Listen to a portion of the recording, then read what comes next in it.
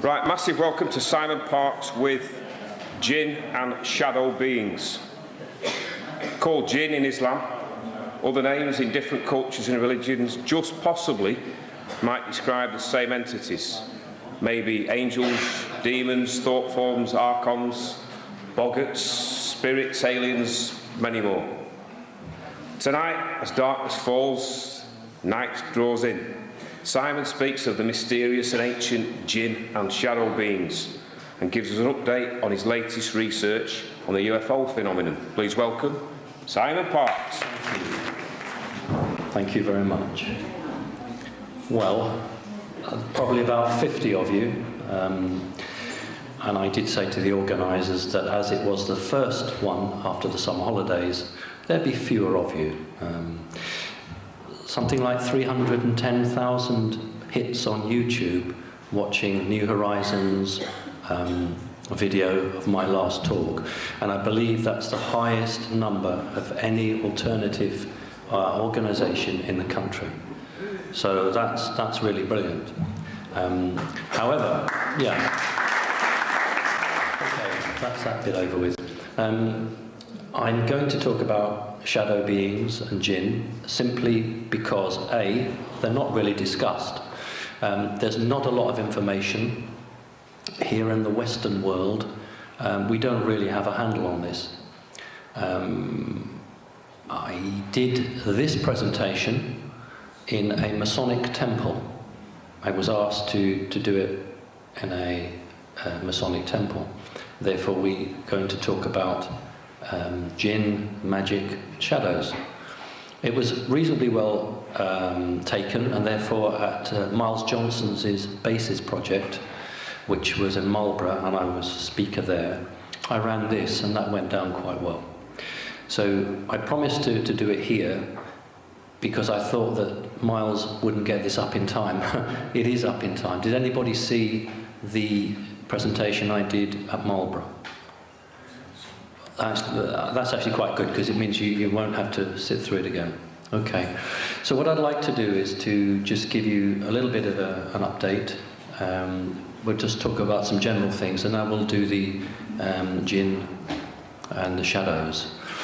The blurb that appeared on your New Horizons website was taken from a pretty standard text, and those in the West who don't read the Quran, who don't have access to knowledge from the East, really have very little handle on jinn.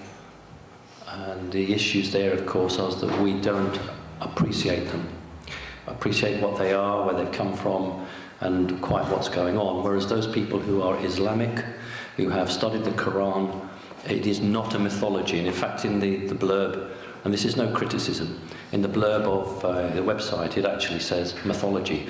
That would be like saying to an English person, 1066 is a mythology. It's not a mythology, it's history. 1066 was history. But to say to an Islamic person that jinn is mythology would be an incredibly rude thing to do, because to them they are taught that jinn are real. And in fact, they have spells to get rid of them. So we need to understand from the Western perspective that we, as a part of the world, have completely lost contact with that side of it. Okie doke. I'm not staying at the organiser's house tonight. I'm actually driving back to Whitby. So we are going to finish quite promptly, because I won't get home till about 2 o'clock in the morning. So if I could be given a 10-minute warning, and then we'll go into questions so that we finish okay. Great. Okay, let's see how the technology goes. That's the image that New Horizons used to portray the talk. All the images I'm using tonight are either computer generated or drawn from eyewitness accounts. Okay. Okay, in Whitby, there are a number of villages, and just as you have scarecrows, Rob, what was the name of the village we went through with the scarecrows? Staining. Say it again. Staining. Staining. Okay, so you have scarecrows at Staining, and they have a village near Whitby that does scarecrows, and this won first prize 2 years ago, and I always ask people to come down the rabbit hole with me, and so there's Alice and the White Rabbit. I've never made hidden a secret that I did have some programming. I had what was called the White Rabbit programming, which is a subset of the Alice in Wonderland programming. And a White Rabbit programming allows a fourth dimensional entity to attach to you so that it can move between the third and fourth reality. You think that in the Alice in Wonderland story, the rabbit was the only consistent creature between Wonderland and Alice's world. It went up and down the rabbit hole. So that's why it's called White Rabbit programming, and it's been used by the military, the Illuminati, since about the 50s. We'll start with a nice picture. I want to get you in the mood. There's Her Majesty. It's an old picture, it's well known, but it's just worth reminding ourselves that as the gold bullion decreases in the Western world, except in Switzerland and China, the Queen now holds probably the largest amount of gold outside of those two countries, and you don't get pictures like this anymore. That is her private, personal gold. It's nice, isn't it? Okay, we live in a world where we are being continually constrained, and walking near a play park in Whitby, I saw a sign, not this one, but it said no ball games, no skateboarding, no frisbee. And I turned to the person with me and said, no fun, no joy. We live in a world where we are being constrained in such a way as we're not necessarily realizing it. I saw a taxi, and not just on a sticker, but painted on the car, it said, no smoking, no eating, no drinking. And I thought to myself, it doesn't say anything about vomiting. Okay. And I spoke to a taxi driver, and he said, oh, yes, there is. No smoking, no eating, and it's a £60 soiling fee will be charged. So, no, you can't vomit either. Okay, I want to talk about controlling. The Americans are now on the verge of rolling out IntelliStreets. That's short for Intelligent Streets. In New York, to replace the entire street lighting columns, something like 230 to 250,000 streetlights are going to be replaced. Not with these. These are very sort of Victorian-looking things. They'll be very modern. But IntelliStreets are street lamps that have a microphone, can listen to your conversations as you walk past them, a camera to film you, a loudspeaker to talk to you. It will also give you digital instructions. The way they're selling them to government is by saying, look, you know what, when the sun rises on one side of the street, these streets lights will turn off automatically that half of the road that's lit. So it's an electrical saving. The reality is, ladies and gentlemen, that you are going to be spied on every time you walk down a road. So it's called IntelliStreets. Being rolled out in America, will be, come everywhere. So just be aware of that. Here's a nice way to tell people not to drop their fag butts. That's somebody that hasn't been imprinted with the matrix. Somebody who can say, look, we've got rules, but let's not sort of be Colonel Blimp. Let's not threaten and shout and argue, and let's just do it in a clever way. You put the radio on, you put the television on, and it's fear, worry, concern. It doesn't matter whether it's the Archers on Radio 4, whether it's EastEnders, whether it's a serious news item. There are key words being dropped in now which are there to engender fear and disquiet. And if I didn't do what I do, I would just turn the news off completely and just would refuse to listen to it, because it's 90% lies. But I have to listen to it because I need to know what they're saying. This was chalked up. I didn't do it. I'm not artistic enough. This was chalked up in Whitby. Try to love all the people. Time to stop the hurt. Be here now. What's happening is that the children are changing. This is a young woman, I guess. the kids of today are very different from the kids of yesterday. In the height of my driving, teaching young people to drive, I was never bothered by a young person who said to me, "Why do I have to do that? Why do you want me to do that?" But to a person of my generation, that's incredibly challenging, and to the system, that's really, really quite worrying. And that's why young people actually are rebelling, not as the days of the flower power, but in a much more spiritual way. And these signs are appearing all over England, not just in Glastonbury where you would expect it, but in some of the most God-forsaken places like underground subways. And this is the hope for the future. It really is. Okay, this is a well-known photograph. It's the International Space Station. It's a posed picture. Every photograph coming from something that NASA is involved in will be posed. But the key why I'm showing you that is that the guy is on a computer screen and he has a screensaver. So this is a publicly released picture. That's on the screensaver. This is what we call soft disclosure. It's where we pick up images or words said by the establishment to get us ready for some form of alien contact, either genuine or fabricated. Now the picture is flashing off and on. The brighter picture is taken from a NASA document called Disclosure.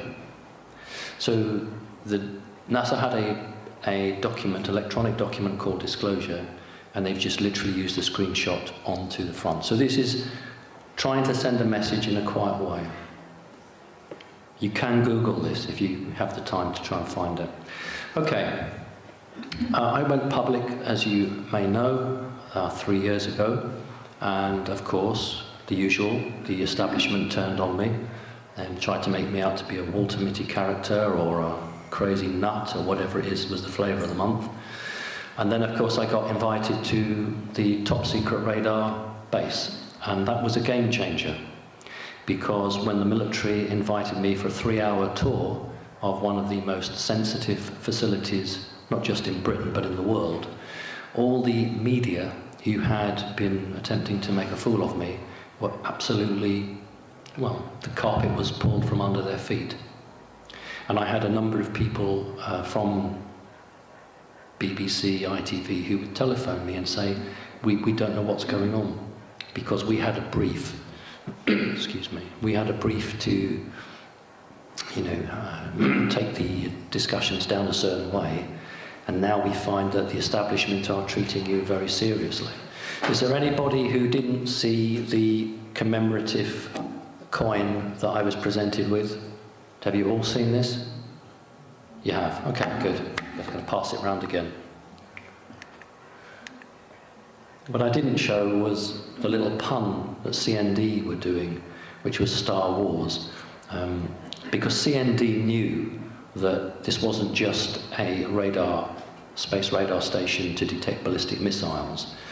There was the potential for wars with other civilizations. And so they used to demonstrate at the height of the time saying, "Don't Star Wars." Very clever.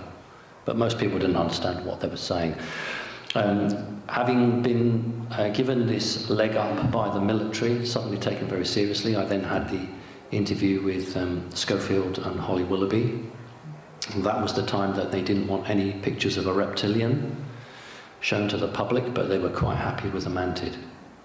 Very interesting. So, still can't talk about reptilians. And the new Pope took his inaugural speech, and he said, "I will baptize any aliens." Now, I was actually in Glastonbury, and at 6:30 in the morning, I got a phone call from the BBC. I was in the bath, saying, "The Pope's just said he'll baptize aliens. Can we have a comment?" That's how it's changed from being tried to make a fool of me. Now, when something like this happens, the establishment come to me for a comment. So that radar base was a big, big game changer. And it really made it very difficult for people who had tried to debunk the whole alien agenda. Okay, I have to choose my words carefully now. I attended the bases conference, and after I'd spoken, an American guy came up and said, could he buy me lunch?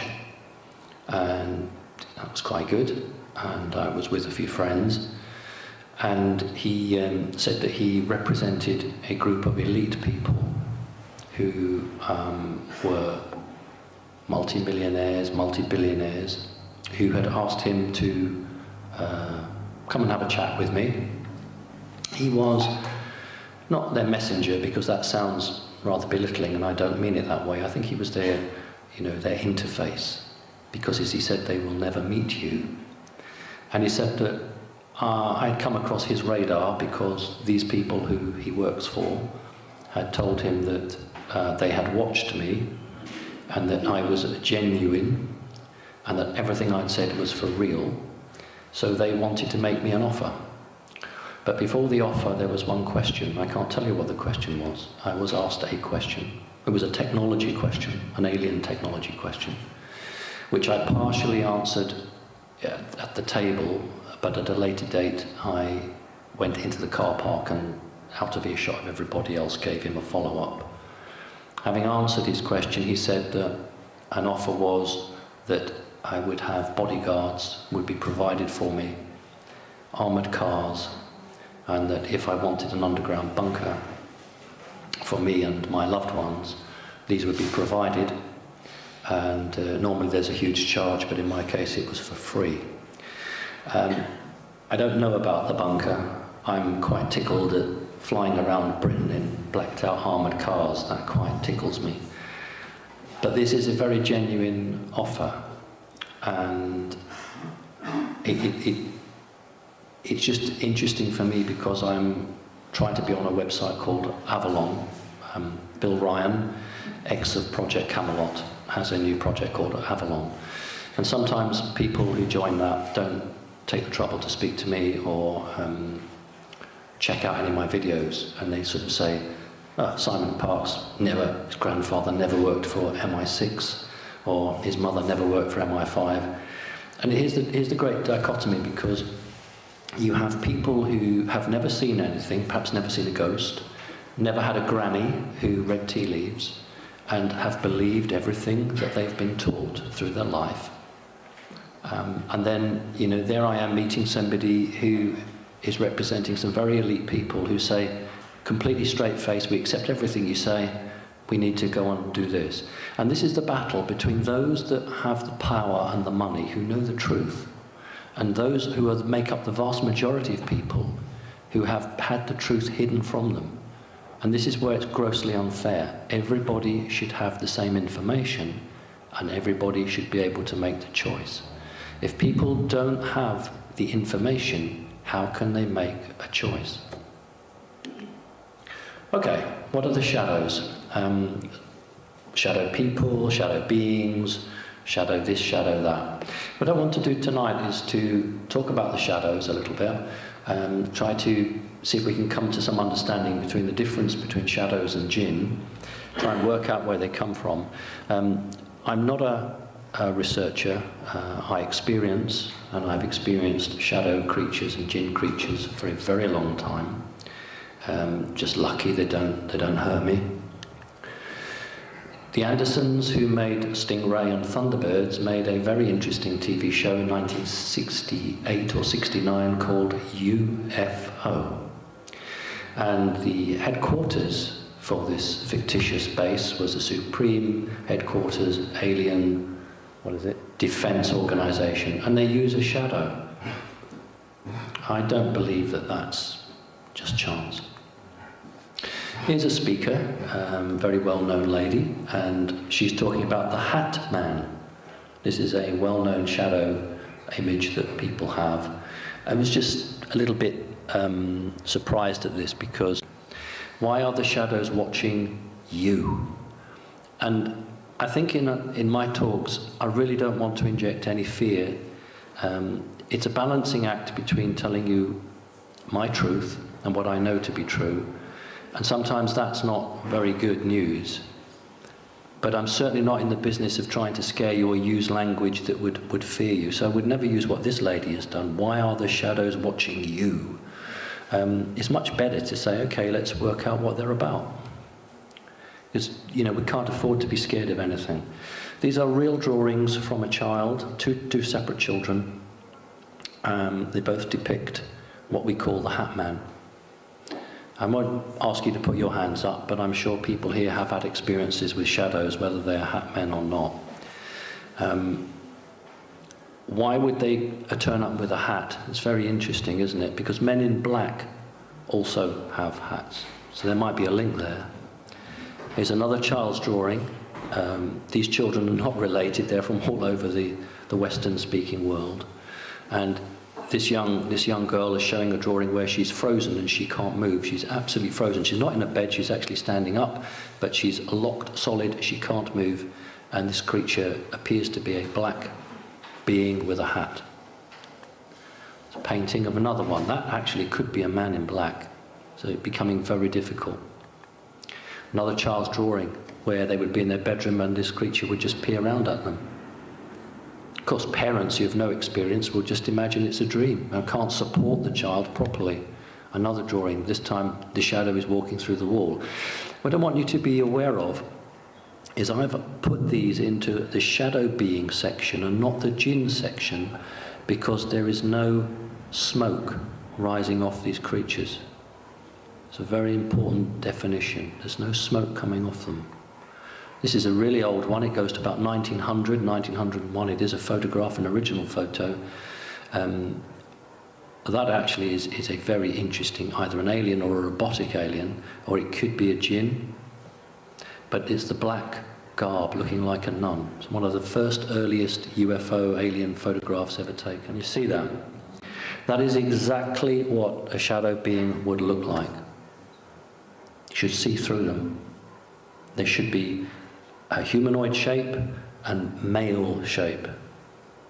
Okay. I don't know who this guy is. This was brought to me not because it's a member of the family, but because of the shadow behind the gentleman, the old gentleman. That is not an accurate shadow. There is something going on there. Okay. Shadows don't necessarily appear as people. They can appear as angular, sharp objects. Sometimes they appear as spiders, either very, very small ones drawn to very high electromagnetic pulses or electronic equipment, sometimes huge. Okay, so what are the jinn then? In the East, they're called from the smokeless fire, which is odd because we would associate smoke with them. But this is the old texts, smokeless fire. Here is a very new, but reflecting a very old idea of a jinn attempting to corrupt an imam or a holy man. The holy man is on a flying carpet, or he's actually down praying, and the jinn is attempting to turn him. And that is exactly how the Quran sees these creatures, as those creatures that come down to cause trouble. And they are seen as beings that generally aren't very useful. But we'll talk more about that in a minute. We're all familiar with Aladdin. This is how children portray it. Remember, the word genie is just from the word jinn. So this is how close the link is, but how it's been lost in the West. And you go to a theatre, and because it's described as in blue, so the actor puts on a blue costume, plenty of smoke. We always associate smoke with the creature coming out of the lamp. Here we have some very nice digital artwork based on people's experiences. You have a face coming out. Now, it's put to the lamp because that's the pun. The reality is it wouldn't necessarily come out of a lamp, but we'll talk a bit more about that. That's another one. This is really good because you've got two eyes, a face, and the right elbow and arm coming out. So there is a head and a body, and the rest of the body is just a trail of smoke. I'm not sure about the blue colour. I think that's because Aladdin's genie was blue. In Hungary, which is, a bit more towards the east than we are, they have stamps, and there's Aladdin.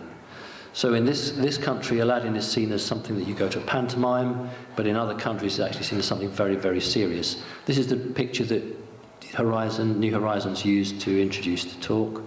It's a very useful one. We can see that there are 4 digits on the hand, and it has reptilian-like traits.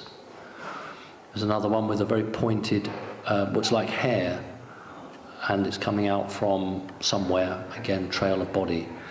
Since the Renaissance, classical artists have drawn the female who's being visited by a demonic entity, and the creature that's depicted there be a jinn.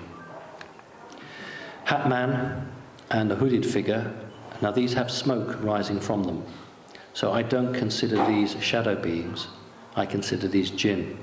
So here we have a problem, because we've seen pictures of the Hat Man that have been drawn by experiencers who show no smoke coming off them, yet here we have some. So do we have a situation where some jinn are pretending to be shadow beings? That's my drawing, which you should perhaps be familiar with now.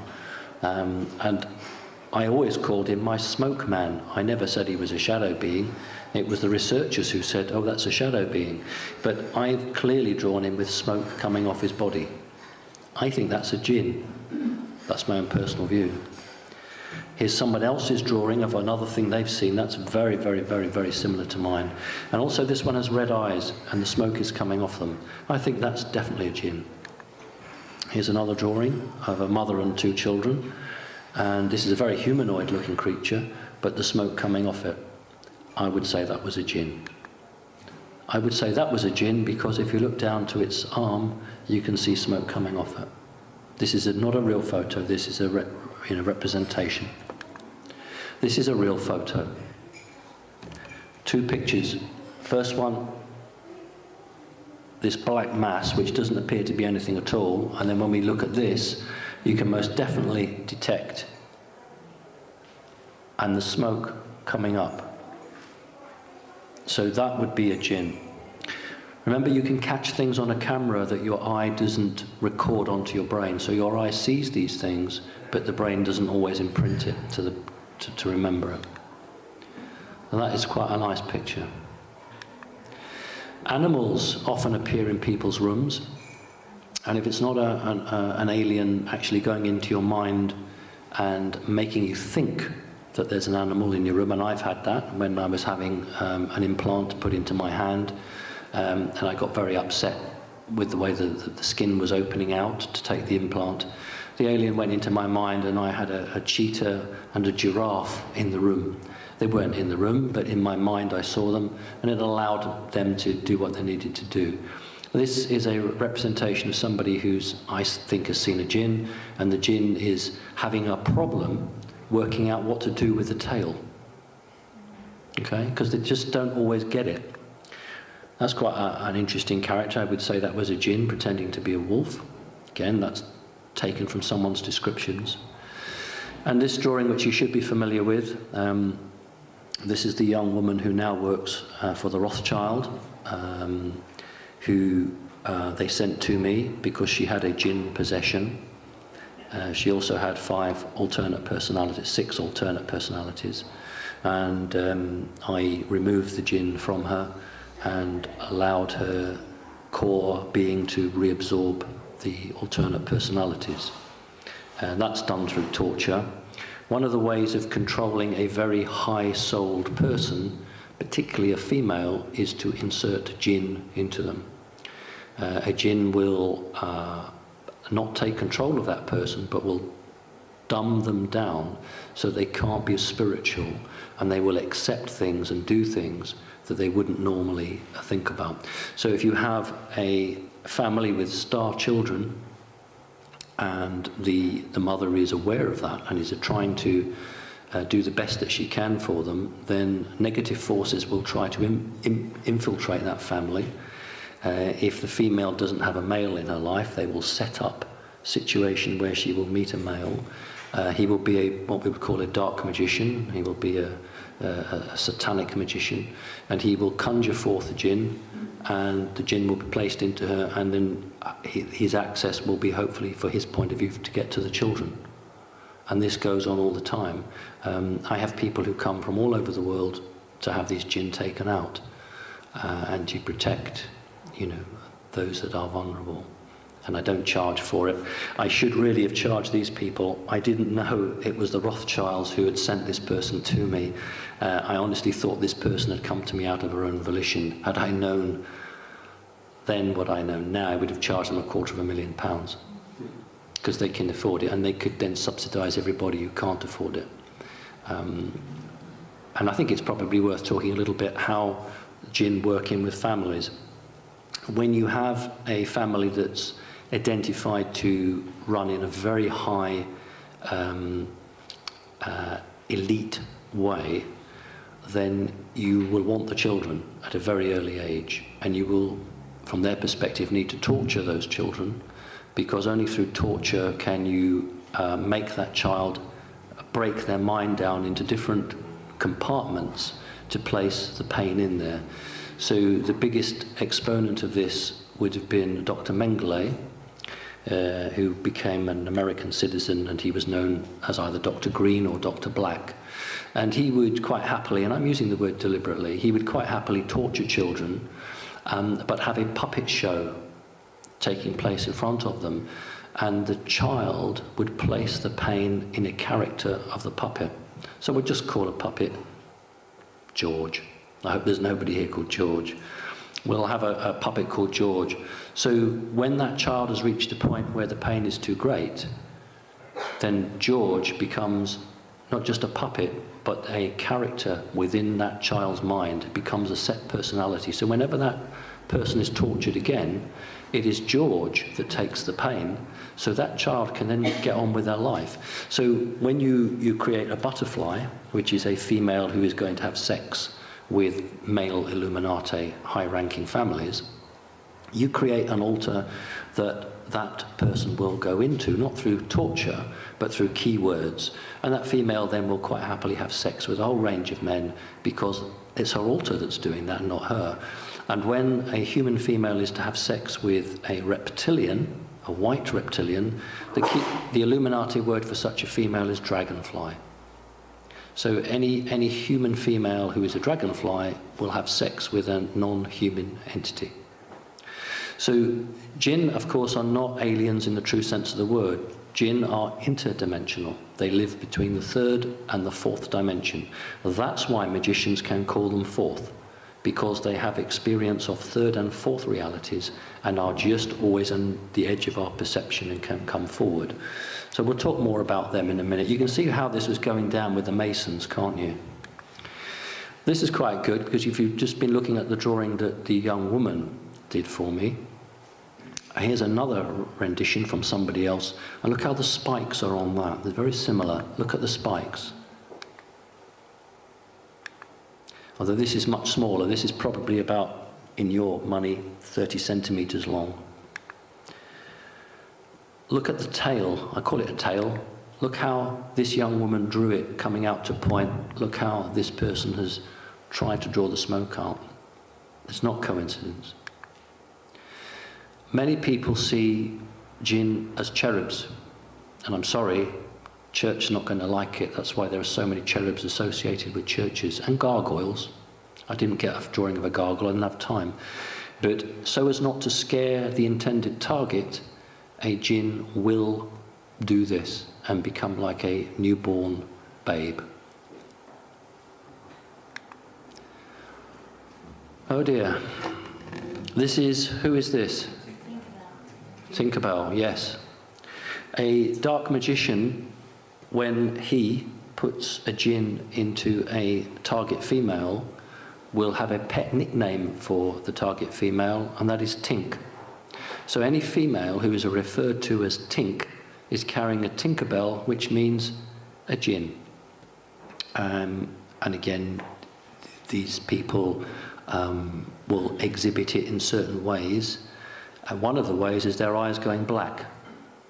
So not the white parts of the eyes, but the iris going absolutely black. That's when they have a demonic possession.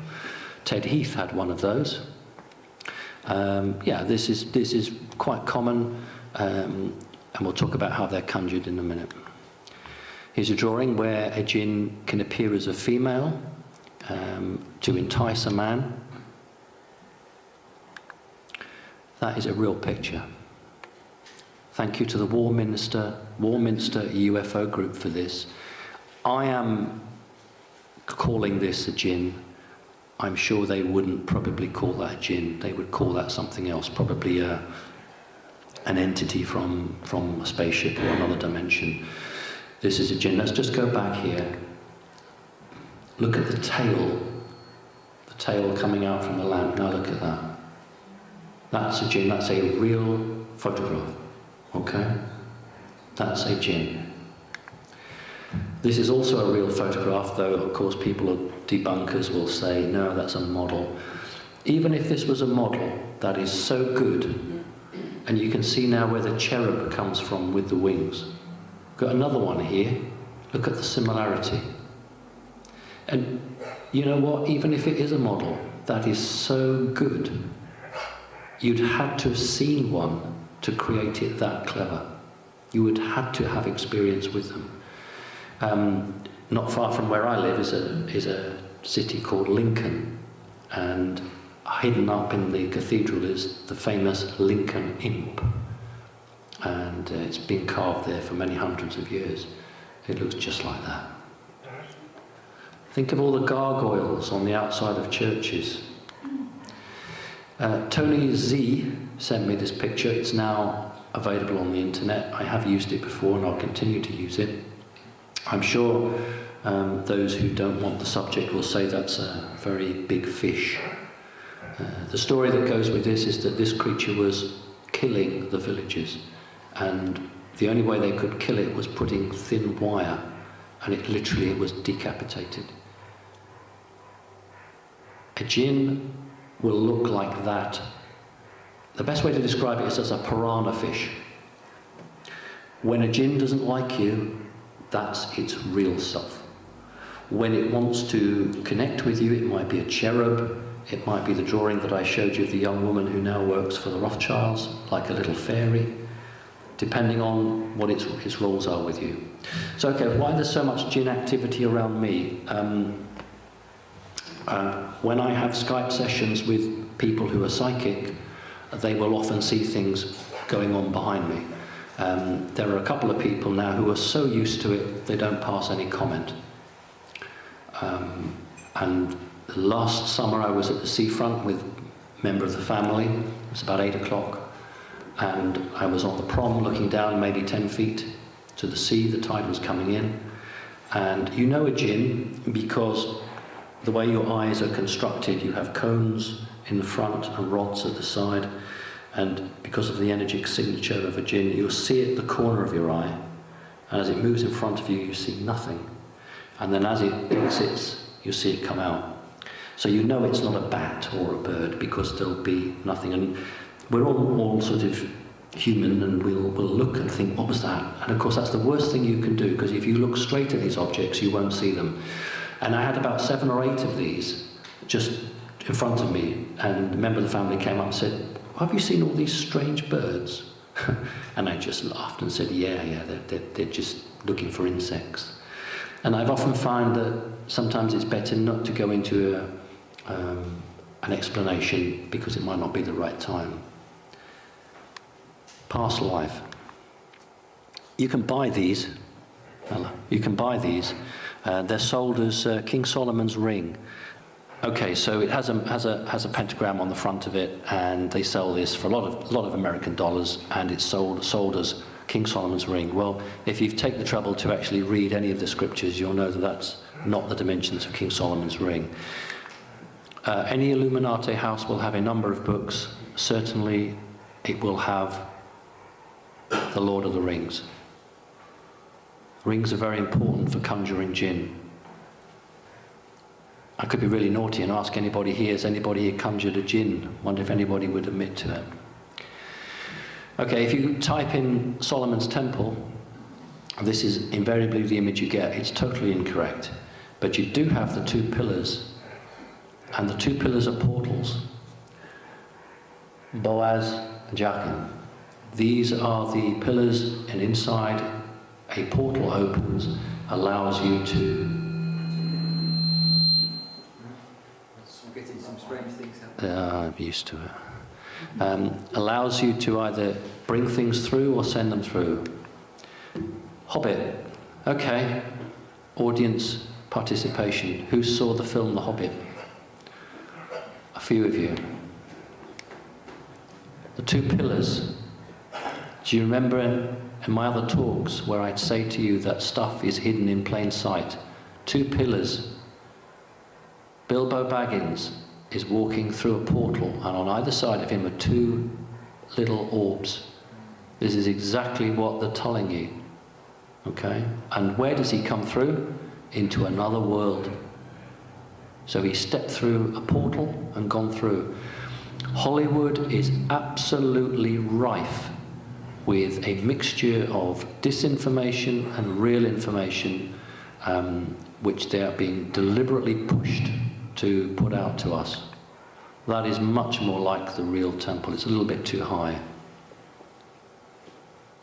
That's much more like King Solomon's temple. This is the Kabbalah. Kabbalah is from the Western now, it's Jewish, it's magic. And those of you who do tarot, who does tarot here? Just two? Heck, okay. This should mean something to you. Okay. The vast majority of magicians who command a jinn, and that is the correct terminology, to command a jinn, do so by wearing an iron ring. The iron ring must be solid, it must be hand-forged, it actually must be hand-forged by a man, naked from the top up. It must have no impurities other than what you would expect in iron. And the iron ring is used to entrap the jinn. That's what is taught. You would then use some very, very long magical commands to make this happen. That's actually not quite really what's going on here. If we believe in reincarnation, if we believe that we perhaps have been on this planet before, we have different bloodlines and different souls. The jinn will not serve somebody who doesn't have the right bloodline.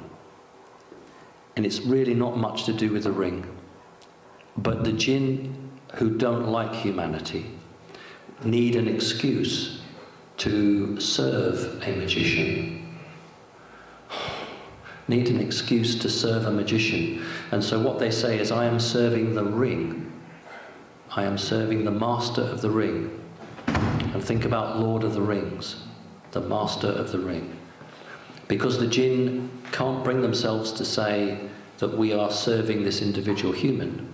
So we will serve the ring master or the ring lord, but we want a deal in return. So the jinn will get something in return for it. Huge businesses, if you go on the internet, and you can go through eBay, you can get people, you can pay them to get rid of jinn for you. And all of these magicians that I'm aware of will use conjuring and very sacred texts, and they will do a deal with that creature, and in return that creature will obviously want something. And many people would be surprised at just how many are possessed by what you call a demonic spirit. It's a jinn, because everything from in the Far East, where, say in Turkey, a businessman reneges on a deal, then the equivalent of the mafioso won't come round and shoot him up. They will actually have a jinn set on him. They will go to a local magician, pay him in some form of money, and he will send a jinn against that individual. And that is part and parcel of a culture which we have no concept here. We have two people, Charles Darwin and Wallace. Now, I was an auxiliary lecturer at the Natural History Museum for a number of years, and my job was to meet school children coming from all over the country and to conduct them around the museums, take them around the dinosaur section, where else would I be, and run workshops with them. And I did that for a number of years. And if you go to the Natural History Museum in London, you will find a bigger than life-size marble statue of Darwin sitting on a chair, very grand, very important. But if you look to the right of him, maybe 2 meters, is a small oil painting, and it says, Alfred Wallace, co-author of The Origin of Species. But how many of you actually, before you became aware, realized that Charles Darwin co-authored the book Origin of Species with Wallace? The way it's taught is there was only one man, and it was Darwin. The reality is, ladies and gentlemen, that Charles Darwin's father was a 33-degree Mason.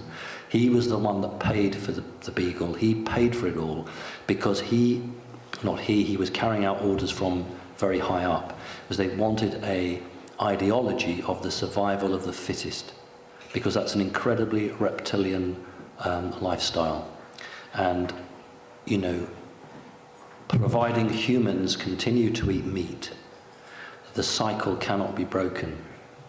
So for those of you who are not too squeamish, if we can accept that some forms of reptilians will consume human flesh, that's okay, because you humans are consuming other animal flesh, and so the circle doesn't get broken. So we have a situation where Wallace said, I can go along with evolution of species for everything but humans. This is impossible. And Wallace was completely frozen out. You won't find that, will you? I had to go everywhere to find a female at the top. I had to make a statement. Why is it always men? Why? So we all understand evolution. We're shown a primitive half monkey type creature, and it seems just quite rightly just to work its way up nice and steady till we get to the most highly evolved species, which is obviously a female. And we accept that because we know that if we are imprinted with pictures, that is much more powerful than lots of text. So here's a fossil record with Homo rudolfensis at 1.8 million years old. He's not a particularly handsome looking beast, is he? This is from the Natural History Museum. This isn't from, you know, some crazy art place. So that's what it looked like 1.8 million years ago. That's another one. Paranthropus, about 2.2 million to 1.8 million years ago. So what in God's name happened at 1.9 million years ago? If you put this gentleman in a suit and a hat, he could go in to somewhere and buy a coffee and could get away with it. It is not possible for a creature to evolve from something very primitive to something much more advanced without outside intervention. Okay. I'm not trying to take anything away from humankind. My own view is that humans were here a long time ago in a very evolved form and were tricked and were, for want of a better word, dumbed down. In other words, the 12 plus strands of DNA were reduced to make human creatures incapable of evolving spiritually, forget who they were, where they came from, what they were capable of, and were just there to do the bidding of somebody else. Now, of course, things are very different. Humans are energetically creating or reconnecting their DNA strands. People are questioning, people are aware, people are not taking the BS anymore. We know when we're being lied to and we don't like it. The problem is that we are not the establishment, we are individuals. And most of us don't believe in violence. Whereas the establishment does believe in violence and has what appears to be all the strings, all the cards. And I'm often asked, you know, how do we get out of this mess? We went from a Stone Age culture of what's called pebble tools, and literally overnight and when I say overnight, we're talking 100,000 years, to what's called the hand axe culture. It may not look much to you, ladies and gentlemen, but this was an incredible evolutionary jump to go from a roughly hewn pebble to a beautiful created stone, what we call a hand axe. The brain will have had to have been changed dramatically. That doesn't occur naturally. If you think about a natural wolf now is exactly as it was 12,000 years ago. That hasn't evolved to change. But if you take a dog like a German Shepherd and look back 100 years after humans have been breeding it towards a set pattern, look how that dog's changed. Those of you who have dogs, look how they have changed from what they really were in a very, very short period of time. That is with external intervention. And that is exactly what's occurred to the human race. External intervention. So in other words, we think, oh, we're really superior, we're really clever, we're not like the monkeys. Yeah, but are you as clever as when you were in Lemuria or where you were in Atlantis? You've got a rough deal. Those of you who do tarot, we talked about tarot. There's a very nice set called well, let's go around it this way first of all. There was a guy called Aleister Crowley, who you may well know of.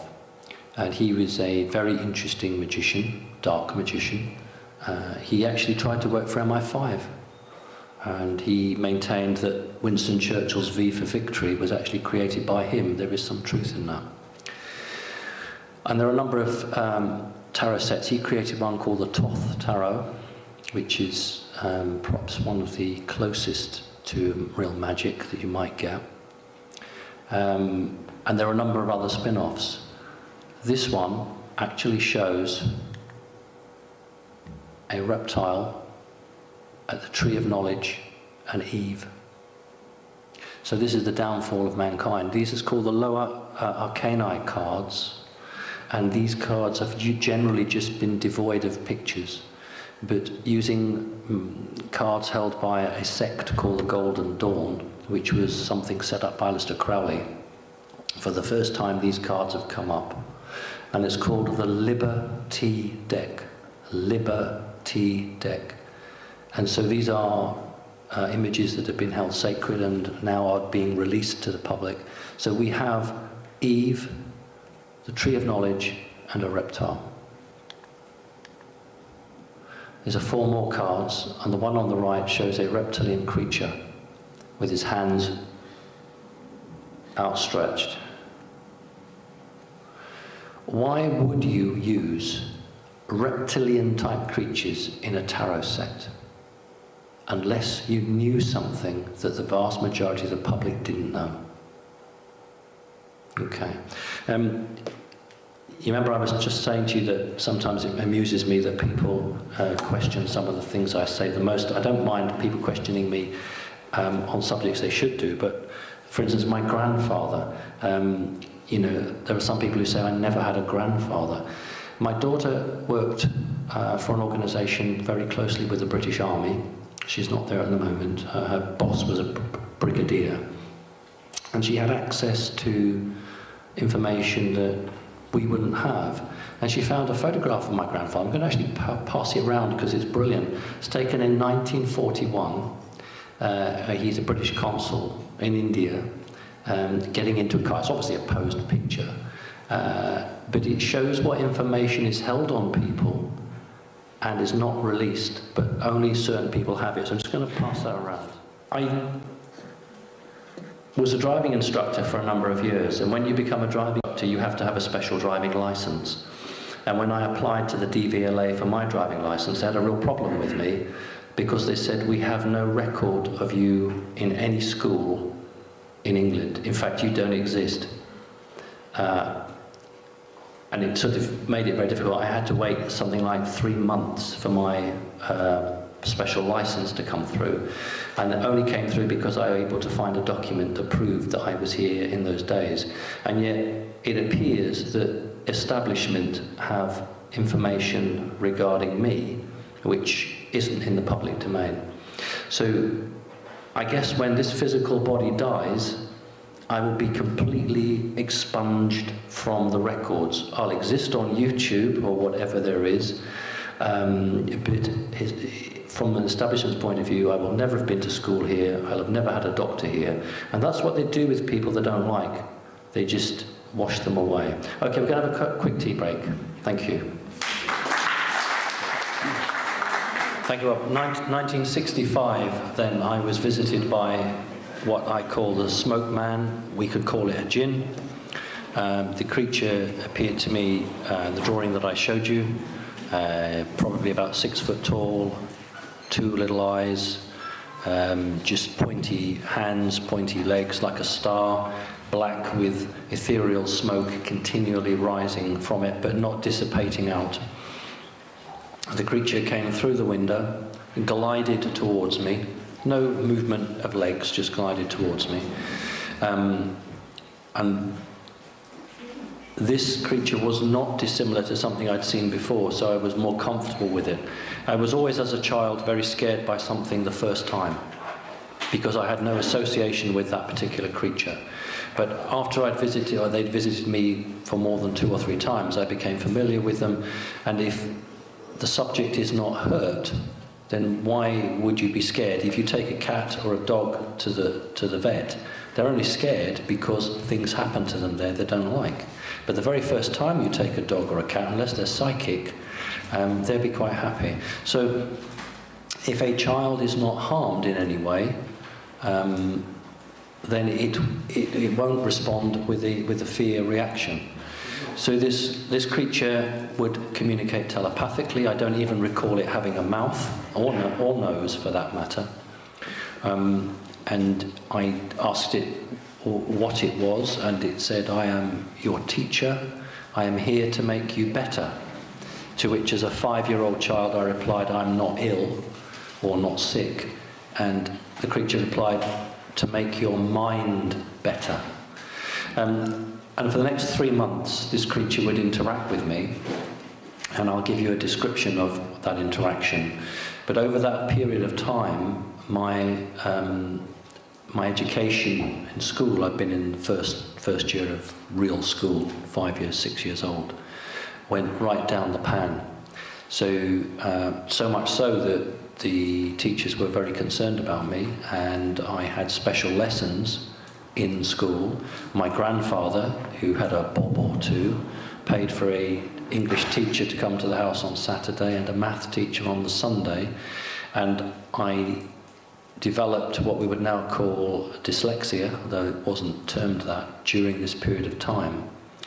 After the end of the 3 months, then a very strange thing happened. My reading age at the age of 5 shot up to 12.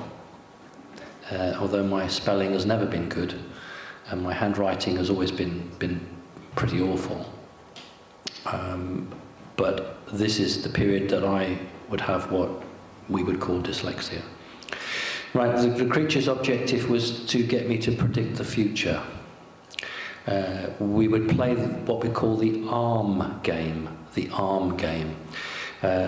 The creature would stand in front of me and ask me to copy it. So it would hold its arm out to think of a clock face behind me, and that would be, what would that be? 3 o'clock or 9 o'clock? My dyslexia, you see, backwards. So it would hold its arm out like that, and I would copy it. Then its other arm might go up to what might be 2 o'clock, and I would copy it. And it would be doing it at this speed, and that's just a copy. And then it would get faster and faster and faster, and then in the end I'm having to mirror it really quickly. And that's what anybody can do. That's just normal.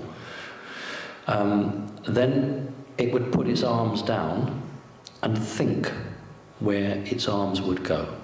So it would send me a picture that its arm would be at 2 o'clock, and then I would be having to react to where it's sending me the picture. Towards the end of the training program, it said to me, "I want you to put your arms where I would put my arms if I was going to."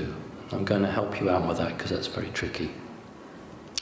It didn't physically move its arms, It didn't send me any telepathic messages as to where its arms were going to go. But what it said was, if I was to move my arms, where would I move them to? And then I went into this position of where the arms would go. And I'm being taught to be precognizant, to be able to look into the future. So my established education went right down, because what was being developed was another part of me, which is absolutely a million miles away from what's stuffed down people's throats in the education world. At the end of the interaction period, then something had changed, but it didn't affect me in school in that sense of the word, although the dyslexia has always been with me from that point, and it's never going to go away. And that was a sort of the time frame where I would be in bed and I would look at the lamp or the light hanging from a single flex, and the French windows would be open and there would be a gentle breeze blowing through, and the lamp would be spinning clockwise, and I would lie in bed and think, well, I don't want it going clockwise, I want to make it go anti-clockwise. So this is not the sort of standard behaviour. So we'd sort of sit there, and sometimes I was successful, sometimes I wasn't. But I would attempt to make it turn the other way. Now this is totally different from a satanic magician who will hold his hands up like this, and the audience will see stars on the end of each of his fingers, because that isn't really happening, it's gone into your mind. One real example would be in a hall in December, when the subject of the attack and two friends were in a hall, and this is December, and this magician and a butterfly appeared and flew around the hall. And one guy who was much more psychically aware, much more spiritual, realized that he just didn't know why consciously, but he had to get this thing and not let anyone else touch it. And he quickly went and got it in his hand and took it outside, and the magician was absolutely furious that the intended target hadn't done that. There was no butterfly in that room, but in the minds of the people, they saw a butterfly. And here in the Western world, it's almost inconceivable that another human, another person, can enter not just one mind, but a group mind, and make them all think they see the same thing. When I was at the Amash, when I was part of the Amash group, and I left that because I was being attacked left, right and centre, not because I was being attacked, but because the damage it was doing to people who were my very good friends and who were being turned against me off and on like a switch. And I'm never prepared to put other people in the firing line because I've become a target, so I will withdraw myself. But in this period of time when I was with Amash, I had been organised for a hypnotherapist to come over from Ireland, and I became somewhat concerned at the remit of the hypnotherapist, and I asked the hypnotherapist, well, what's your plan? And he said, well, I'm going to break everybody's contact with their alien connections, whether they like it or not. And interestingly enough, there was a 3 to 4 minute video of him on YouTube. He's incredibly successful. He doesn't do the usual stop smoking, don't be scared of heights. He works for American corporations who hypnotherapize their top businessmen to be really good businessmen. People don't realize that that's what big corporations do. And there's a 2-minute video of him, and he's with a group of college kids. And he stands up and he points, and he gets one of the kids up, he's about 18 or 19, and he says, copy me. And he says, turn around and point and say after me, I can point at the door because I am in control. It's on YouTube, and afterwards I'll tell you the name of the person, I'm not doing it publicly. I can point at the door because I am in control. Okay, no swinging of a watch or circles turning. Then the young man says, I can point at the door because I am under control. It took 15 seconds to get that young man under control. This is the power, and a lot of these stage magicians are actually really true, really genuine. I mean, in the 50s it was always ants in the pants. You know, people would go up on stage and the magician would say, you've got ants in your pants, and they would jump around. And everybody thought, yeah, it's a set-up. Actually, there are developed humans out there who can do that. And it's often thought that, you know, when you're a new age or you're spiritually aware, you're a good person, you give up meat, and you are ethical. And it's hard to understand that some of the most negative people on the planet also give up meat. Because when you give up meat, it actually increases your spiritual ability. But if you're a magician and you give up meat, it increases your magical powers. So that's why any true Illuminati person doesn't eat meat. No true magician should ever eat meat. Hitler never ate meat. So it isn't just the good people, for want of a better word, it's those who have a different agenda. We live in a world where we are faced with two choices, good or evil. The reality is, you know, what the hell is good and what the hell is evil? We have a very contrived notion, and we decide what side of the fence we're on. The reality is, and it is a real reality, that unless we engage with those that have a different view to us, we cannot actually change the balance. The project that I did this presentation for is a genuine project called The Vault. I'm going to give them a bit of a plug, whether they like it or not. It's a wonderful project based in a Masonic temple. Now, contrary to public belief, 99.999% of the Masons are very good people. I'm going to repeat that. The vast majority of Freemasons are very good people. Just like any other organization, it's the very top echelons. Freemasons give up their time for nothing to do community jobs, community good. In my own town where I live, if it wasn't for the Freemasons, there wouldn't be what we call a charitable Boxing Day dip. In Whitby, people dress up in costumes, which they create themselves, and they run in on Boxing Day into the sea, and they raise money for charity. It only happens because the Freemasons actually provide everything free of charge. So we need to be very, very careful when we have a blanket description of Freemasons as being bad. There are percentagely more bad bankers in the world than there are Freemasons. Let's just get that straight. So Freemasonry in itself is not bad. It's just like anything else, there are people at the very top who will change and alter and use it for their own demise. The problem is it's a secret organization, and therefore most people are excluded from it, and we don't understand what is going on, why it's going on, and we feel separate. And there is law, magic hidden in images and texts, which we don't have the right in terms of the way it works to have that. But it doesn't mean it's wrong. And if we go through life hating, if we go through life actually saying, well, you know, I feel a bit of a victim, or I'm angry, we can't affect change. I went public, not because I wanted to write a book. I haven't written one yet. It's not published. I didn't do it for anything other than to actually begin to open a debate, something that the humans must talk about. Establishment must face it. I also went public because I wanted to give strength to others who were thinking that they might go public, or they were having experiences and they really didn't know quite what to do. And I'm heartened by the number of people who message me to say, thank you, I was going through a very difficult time. You've actually helped in some short way. And that's why, unlike some of the very big names that we associate, I don't make money out of this.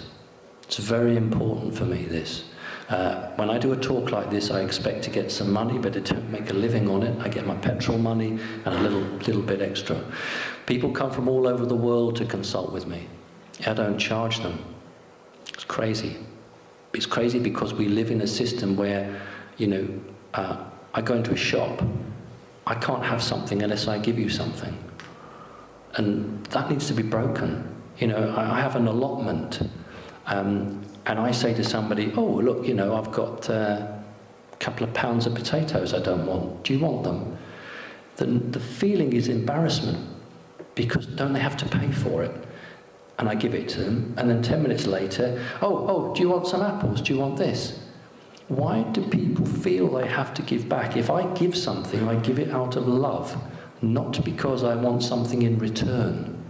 But people generally are so conditioned by the matrix that we live in that they are absolutely playing out a set pattern time and time and time again. And we have to break that pattern. And this young woman who's chalked on one of the promenade walls in Whitby has not just broken out, she's doing what I'm doing. She's writing a message. She's trying to get something across to people. Those of you who have had hard times with entities of any sort know that if you can project love, the creature will just disappear, because there's nothing for it to feed on. In ancient Rome, people slaughtered each other in the arena. If we'd had the right equipment, we would have looked all around the top of the arena. You would have seen it absolutely thickly populated with entities absorbing death from the bloody spectacle taking place. And as long as humans can create that through violence and wars, why would these creatures go? Why would they leave you? You're giving them everything they want, not you, because you are awake, that's why you're here. But until humanity realizes what is happening on this planet, it is fighting a battle, and I'm using language that we use in the 3D, aren't I? We're fighting a battle that we don't understand. Come back to what I said earlier, people say to me, what should we do? And they want to take up arms, they want to demonstrate, they want to do this. No, you need to go inside yourself, and you need to change. You need to actually project forgiveness, love. That's the hardest thing. It's very hard. But if you stop those elements that you were programmed to produce, the system will begin to fall down. I know we think we need to take up a gun. I'll tell you, I spoke to a major of the American military who said that the object to take away high-powered rifles from the citizens of America was based on this premise. When the American people discover the lies that they have been given, they will rise up against us. And he said, imagine you have a gun that we allow you to have in America, and you want to shoot me, you have to come to the window to shoot me. But we have, the military, we have high-powered rifles. We just shoot through the walls and kill you. That's why the Americans wanted the high-powered rifles removed, so that it was an unfair battle. And if we think back to Sandy Hook, and if we think back to times where bulletproof doors were smashed through with lots and lots of bullets with a high-powered rifle, oh, let's ban high-powered rifles. I'm afraid that things happen in our world that are orchestrated, planned and organized 10, 15, 20 years in advance. And many of them haven't come to fruition. The British are working on a new drone called Tyrannus, which is named after a Gaelic god. The Americans have a spy drone called Sentinel. And it was a Sentinel drone that was supposedly shot down by the Iranians some 3 years ago. But the reality was that it wasn't shot down. The Sentinel drone contained some very, very, very advanced micro-circuitry. That craft, which looks just like the Roswell spacecraft, actually, if you go on eBay and type in Roswell UFO, you will see for $15 or $20 or whatever it is, a company called Testers. And that's a very good representation of the Roswell spacecraft. Both the British latest drone and the Americans' latest drone are spitting images of that craft. Well, that craft was force landed down in Iran to balance up the technology. Now the Iranians now have microcircuitry, and they're only 5 years behind the Americans. So the Americans have lost a big technological leap. So what's happening on the planet? Technologically, things are being balanced. And if you saw my interview with Kerry Cassidy at the Haverbury Stone Circle, I talked about the situation in Ukraine, and I just tried to point out that President Putin isn't quite the bad guy that the establishment is trying to paint him as. But on an energetic level, it's being changed. More and more people they're not rebelling. What they're saying is, I don't want this world anymore. And think about the word mindfulness. How many community centres now are springing up teaching mindfulness? Because, you know, if you're a businessman or businesswoman, it's okay to say, oh, my life is so stressed, I want something different, I'll go and do this mindfulness Buddhist training. Because that's the first stage. They can do that. They can't say, I want to completely change my lifestyle, I want to meditate, etc., etc. That comes later. But 10 years ago, you wouldn't have had this move. And this is incredibly terrifying for the establishment. It is losing control of its community. And that is why they have a plan to attempt to take back that control. That could be either through an Ebola virus, which then requires everybody to be inoculated against. It might be advanced electromagnetic pulses.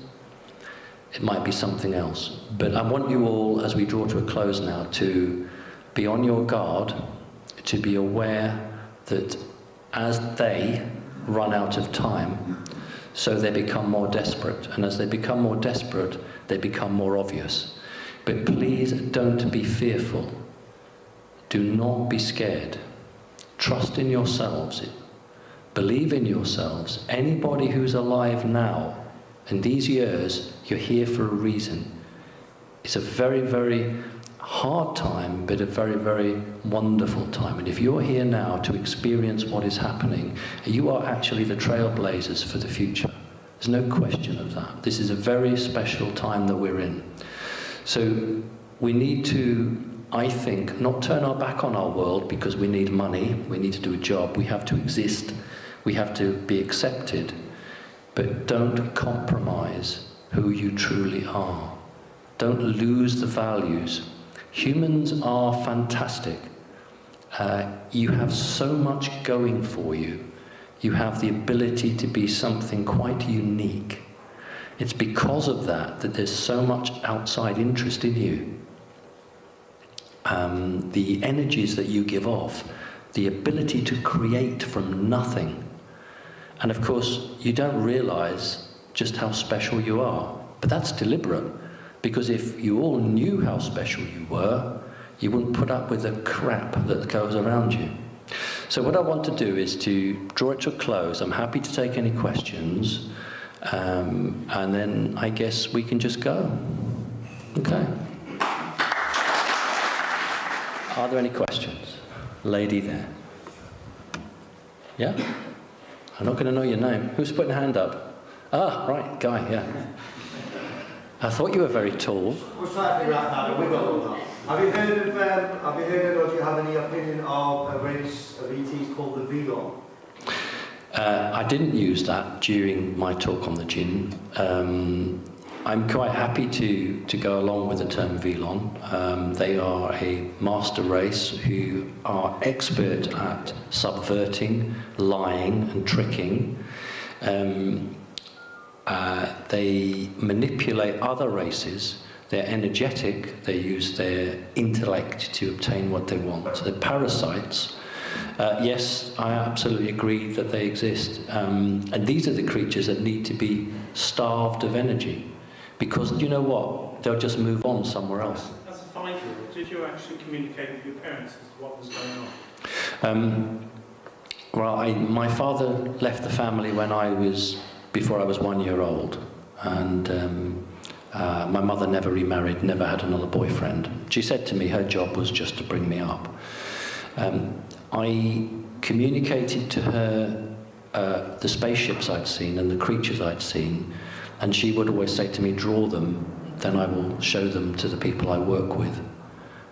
That's what she would do. The earliest memory that I have would be, in terms of sort of cognizant, would be 1963, when we lived in a place called Hove, which was in Sussex, by the seaside. And I can remember that my mother wasn't there, and what I would now call a jinn came through the wall, and this is the very first time I'd seen a jinn in this shape. So we're talking about the traditional black shape, and that actually quite scared me because I'd never seen one before. But it didn't get the reaction it wanted. It didn't want to scare me. So in my mind, it changed into a policeman. And that made me more scary. But you have to remember, in 1963, the police were a lot more friendly with the communities. And this creature, I already had a psychic link, and I could tell the creature was not panicking, but couldn't understand why this new image wasn't making me settled. Because it's a policeman, they protect you, why are you scared of me? I got more and more upset. It changed into a clown. And the image I got in my head was like clowns throwing buckets of feathers and custard pies and all that. What these creatures don't understand is that in the big top, with 500 other kids all screaming, that's really funny. But when something walks through your wall and changes, it's not in the right context. But these creatures don't understand that. So I became absolutely terrified. And I ran for the door to get out. And these creatures don't actually walk when they're energetic, they glide. And it just cut me straight off. So then I went and hid behind the sofa and crawled into the fetal position, absolutely terrified. And then I heard my name being called. And then I peeped out, and what I saw was a hand holding a rod this long, and I looked into it as a crystal on the end, and each facet illuminated in clockwise blue. And when the circle had connected, a blue light shot out, and that's me gone. And the next thing I know, I'm floating, literally floating out of the room. The next memory is I'm in a metal room, no sharp corners, no dust. We lived in a Victorian house. And what appeared to be the sofa from which I'd been behind, and a dear old lady sitting in front of me, stroking my hand. Dear old lady, very odd. And giving me toys. So I'm sitting there with this dear old lady who I don't know who she is, and I've got toys.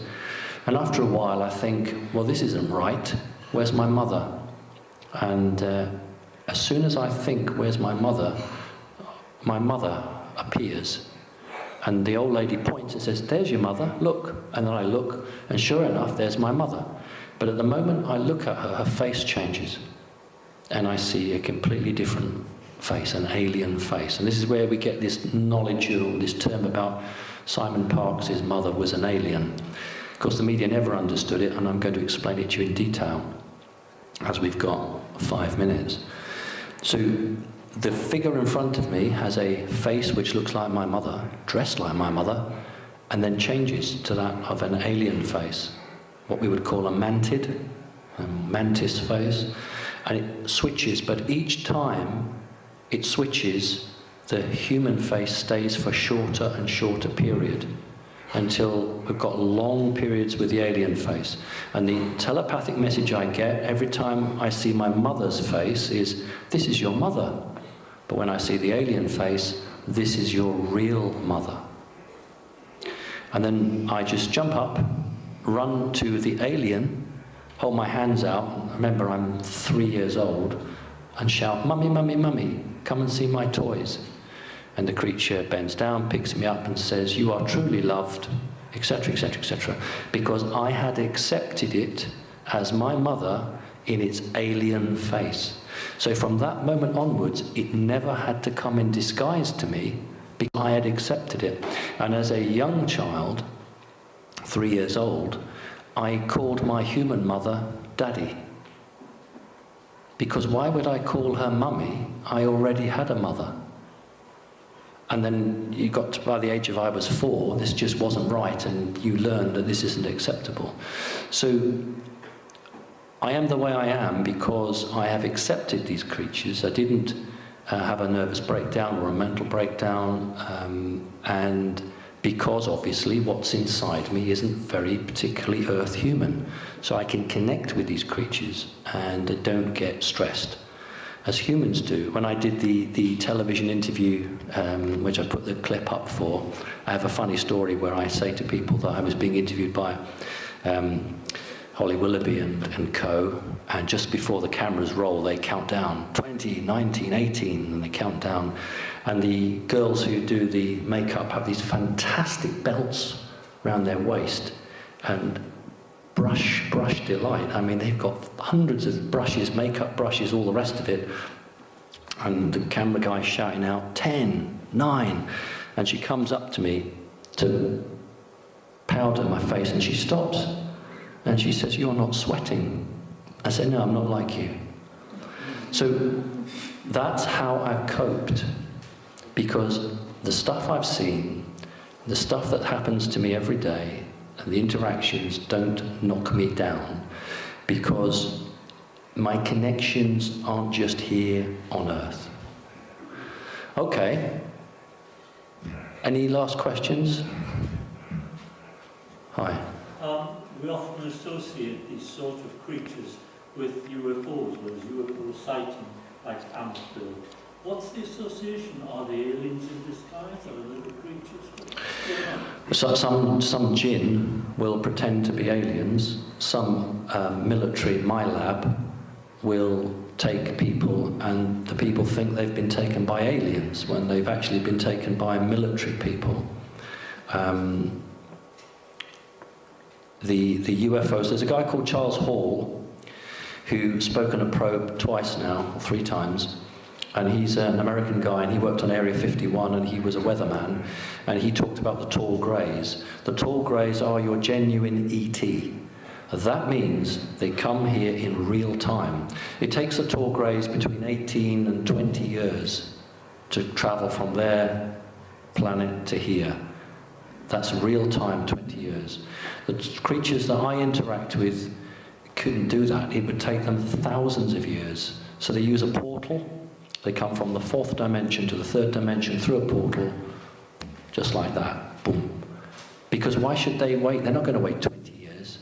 It's just not for them. So they are extra-dimensional entities. Jinn are interdimensional entities. When humanity was on this planet, when we were light creatures, light beings, we were in this reality, and our consciousness forced the jinn out, but not into the 4th. So the consciousness of the jinn was trapped between the 3rd and the 4th dimension. That's why they hate humanity, because this was their planet, in their view. The Earth has accepted humans. The Earth has a covenant with you. That's why you're not all dead and not thrown off the planet, because it loves you. That's why it's important to love the Earth. So jinn don't like it. So when a magician calls them from the interdimension to this reality, then the jinn are quite happy to have a go at somebody, because they have this harboured bad will and bad feeling.